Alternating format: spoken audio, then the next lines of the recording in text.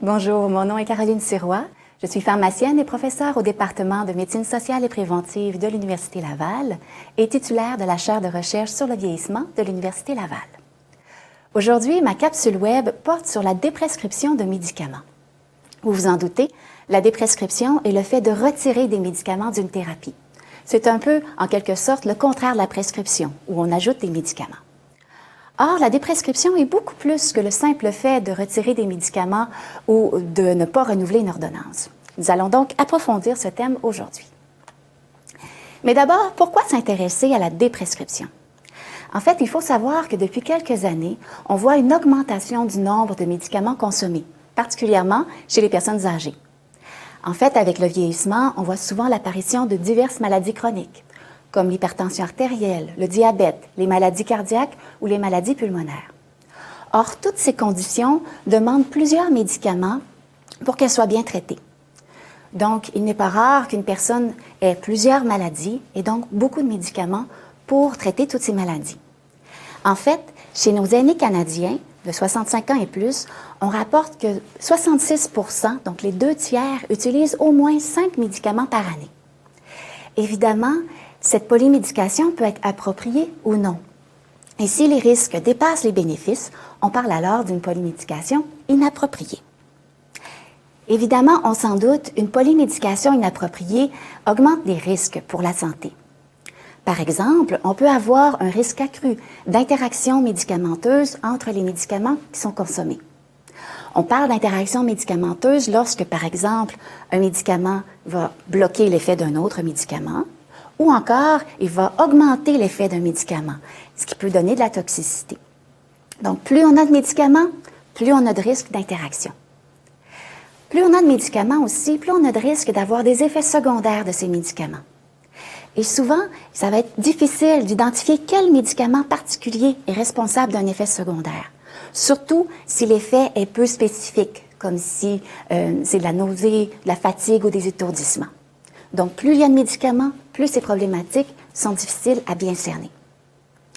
Plus globalement aussi, la polymédication inappropriée peut avoir des conséquences néfastes sur la santé. Par exemple, on peut avoir une augmentation du risque de chute ou encore avoir des problèmes cognitifs, c'est-à-dire au niveau de la pensée ou du comportement. Et on a aussi remarqué que les hospitalisations étaient plus fréquentes chez les gens qui prennent une polymédication inappropriée. Donc, pour essayer de régler un peu ces problèmes reliés à la polymédication inappropriée, la déprescription s'avère une avenue. Mais comme on le disait tout à l'heure, la déprescription est beaucoup plus que le simple fait de cesser un médicament ou encore de ne pas le renouveler. En fait, par définition, la déprescription est un processus de retrait d'une médication inappropriée qui est supervisé par un professionnel de la santé dans le but de gérer la polymédication et d'améliorer les résultats de santé. C'est une définition très intéressante et on va regarder plus spécifiquement certains aspects. D'une part, on dit que c'est un processus structuré, organisé. Donc, on ne peut pas, de son propre chef, d'une manière unilatérale, décider qu'on arrête un ou plusieurs de nos médicaments. Il faut vraiment que ce soit un partenariat entre le prescripteur et la personne. C'est aussi un processus qui permet de donner certains critères. Si, par exemple, l'arrêt d'un médicament n'apporte pas les bénéfices que l'on souhaitait. Par exemple, on a arrêté un médicament contre la douleur revient, bien, on a des critères qui nous permettent de réintroduire le médicament. On va aussi cibler dans le processus de déprescription des médicaments qui sont inappropriés et qu'on sait qu'en les cessant, on va avoir des bénéfices pour la santé. Encore une fois, on ne cesse pas n'importe quel médicament. C'est aussi un processus qui requiert une entente avec le prescripteur, avec la personne qui prend les médicaments, mais aussi avec l'entourage de la personne et tous les autres professionnels de la santé qui gravitent autour de cette personne-là. Par exemple, le pharmacien, l'infirmière, le travailleur social. Donc, l'entente est vraiment interdisciplinaire, centrée sur le patient et tout le monde, à ce moment-là, est au courant du processus et peut s'y impliquer. Évidemment, ce ne sont pas toutes les circonstances qui se prêtent à la déprescription. Il faut vraiment que la cessation d'un médicament apporte des bénéfices pour la santé. Il ne faut pas non plus croire que si une circonstance se prête à la déprescription, que la prescription originale n'était pas appropriée. En fait, les risques et les bénéfices d'un traitement changent, évoluent au cours du temps. Une prescription qui était appropriée il y a quelques années pourrait ne plus l'être après d'autres années. Donc, une prescription utile peut l'être moins en fonction du temps. La déprescription, donc, n'est pas la preuve qu'une prescription n'était pas appropriée à prime abord. Maintenant, qu'est-ce qu'on voudrait déprescrire comme médicament? Comme on le disait dans la définition, on va vraiment cibler des médicaments qui sont inappropriés. Et ça peut prendre toutes sortes de formes. Premièrement, ça peut être des médicaments qui causent des effets indésirables, qui soient présents ou qui soient potentiellement prévisibles dans le futur. Ça peut être aussi des médicaments qui n'ont plus d'indication, soit par exemple que le diagnostic n'était pas approprié ou encore que la condition est tout simplement traitée, réglée. Par exemple, on pourrait cesser un antidépresseur si la dépression a bien été traitée. On peut aussi cibler les médicaments qui n'apportent pas de bénéfices. Par exemple, des médicaments pour dormir sont utiles vraiment sur une courte période. À long terme, il y a une tolérance. Le corps s'habitue, les médicaments sont plus efficaces. Et en plus, ils peuvent causer des effets indésirables. Donc, ce type de médicament pourrait être ciblé pour la déprescription. On peut aussi cibler des médicaments pour lesquels les bénéfices vont apparaître seulement après une très longue période, alors que l'espérance de vie de la personne est plus courte. Par exemple, pour une personne très âgée, un médicament pour le cholestérol pourrait peut-être être cessé si on pense que les bénéfices ne seront pas obtenus.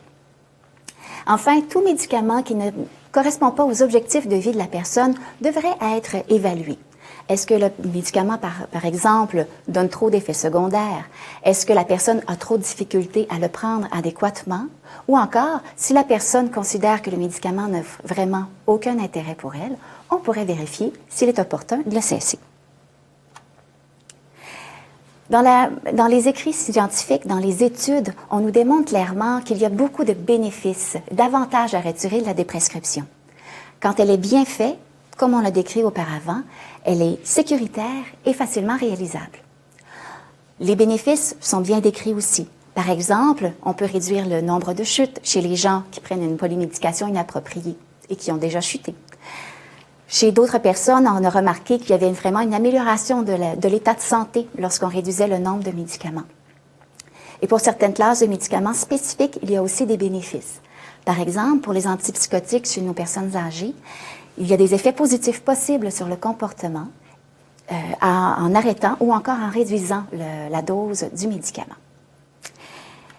Évidemment, on peut avoir certaines craintes aussi face à la déprescription. Ça peut être des craintes du prescripteur ou encore de la personne qui prend les médicaments. Une de ces craintes peut être notamment le fait que cesser un médicament pourrait avoir des effets néfastes parce que le médicament est encore approprié. Comme on le disait tout à l'heure, la déprescription est un processus structuré qui permet justement de prendre en compte ce type d'éléments. Et si la condition revient, on réintroduit tout simplement le produit. En fait, il faut voir la déprescription comme une façon de réduire les impacts nocifs des médicaments, qu'ils soient présents ou encore qui risquent d'arriver dans le futur. C'est aussi une façon d'améliorer la qualité de vie, notamment en réduisant les effets indésirables, mais aussi en réduisant le nombre de médicaments qu'une personne consomme à chaque jour. Et on tente évidemment de réduire le risque d'effets indésirables dans le futur en agissant de la sorte. Il ne faut pas voir la déprescription comme un acte d'abandon. En fait, c'est plutôt le contraire. Ce que l'on veut faire, c'est optimiser la thérapie en fonction des besoins propres de la personne, offrir une chance à la personne, à son entourage et au prescripteur de vérifier les avantages et les inconvénients de poursuivre la médication et vraiment d'identifier quelles sont les priorités de traitement. Maintenant, comment est-ce qu'on déprescrit en tant que tel? En fait, on va vraiment suivre un plan rigoureux qui commence d'abord et avant tout par faire une revue exhaustive de la médication. Donc, on regarde tous les médicaments utilisés, on regarde les avantages, les inconvénients, les effets indésirables qui peuvent être en cause. Ensuite, on identifie à l'aide de cette revue tous les médicaments qui seront potentiellement inappropriés.